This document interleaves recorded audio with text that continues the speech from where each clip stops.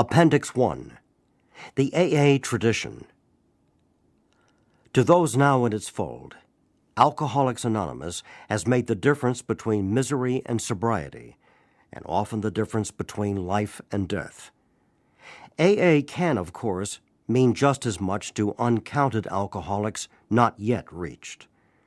Therefore, no society of men and women ever had a more urgent need for continuous effectiveness and permanent unity. We alcoholics see that we must work together and hang together, else most of us will finally die alone.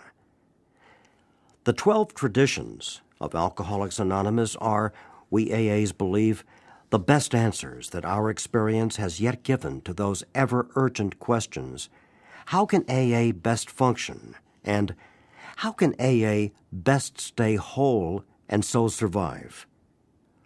On the next page, AA's 12 traditions are seen in their so-called short form, the form in general used today.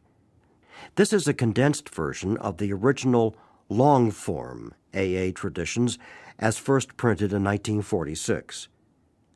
Because the long form is more explicit and of possible historic value, it is also reproduced. The 12 traditions. 1. Our common welfare should come first. Personal recovery depends upon AA unity.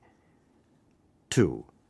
For our group purpose, there is but one ultimate authority, a loving God as he may express himself in our group conscience. Our leaders are but trusted servants. They do not govern. 3. The only requirement for AA membership is a desire to stop drinking. 4.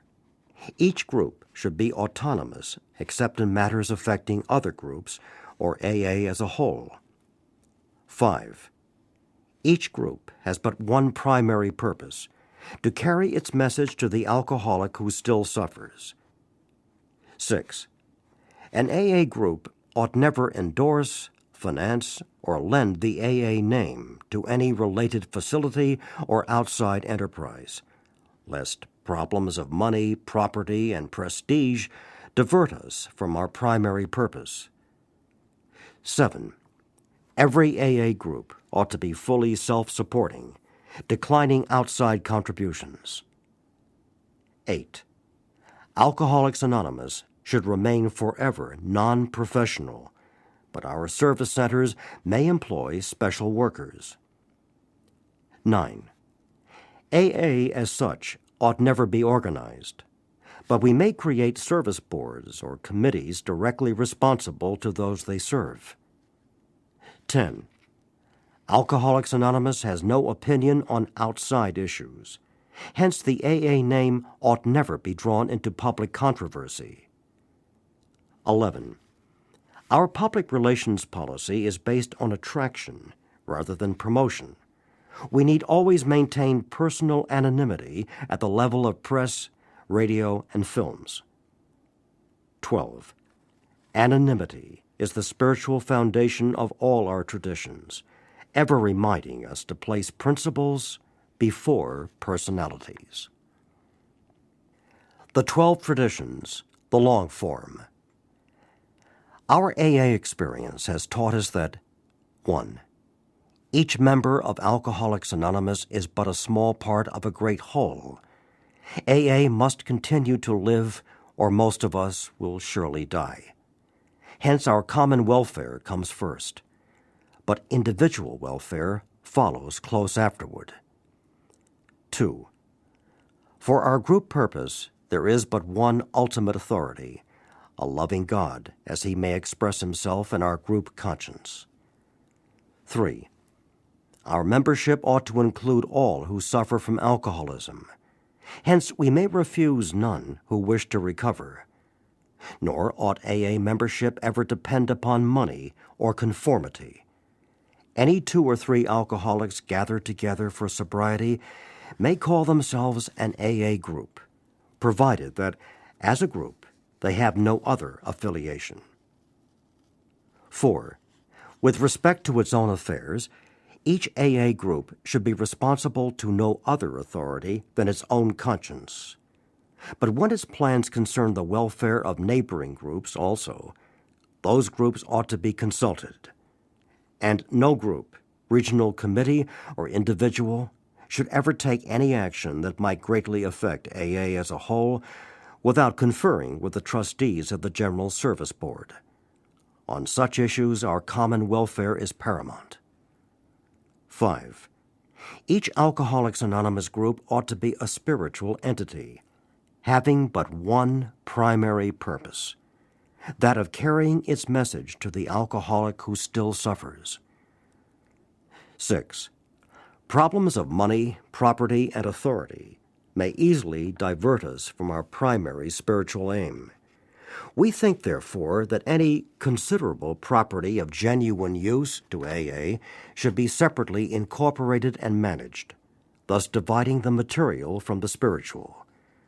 An AA group, as such, should never go into business.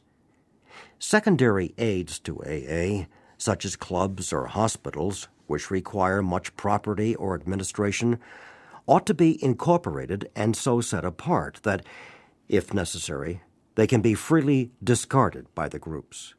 Hence, such facilities ought not to use the AA name.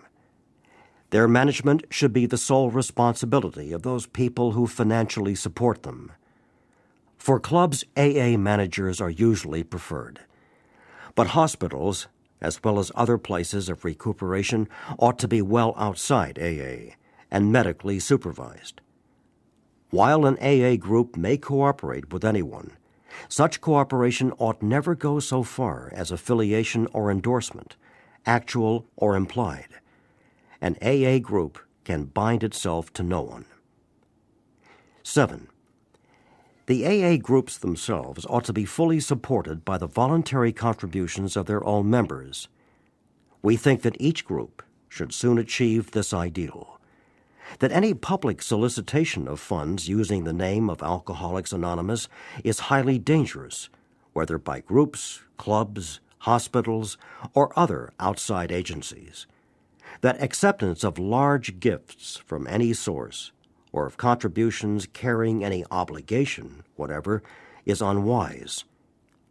Then, too, we view with much concern those AA treasuries which continue, beyond prudent reserves, to accumulate funds for no stated AA purpose. Experience has often warned us that nothing can so surely destroy our spiritual heritage as futile disputes over property, money, and authority. 8. Alcoholics Anonymous should remain forever non-professional. We define professionalism as the occupation of counseling alcoholics for fees or hire. But we may employ alcoholics where they're going to perform those services for which we might otherwise have to engage non-alcoholics. Such special services may be well recompensed, but our usual AA 12-step work is never to be paid for. 9. Each AA group needs the least possible organization. Rotating leadership is the best.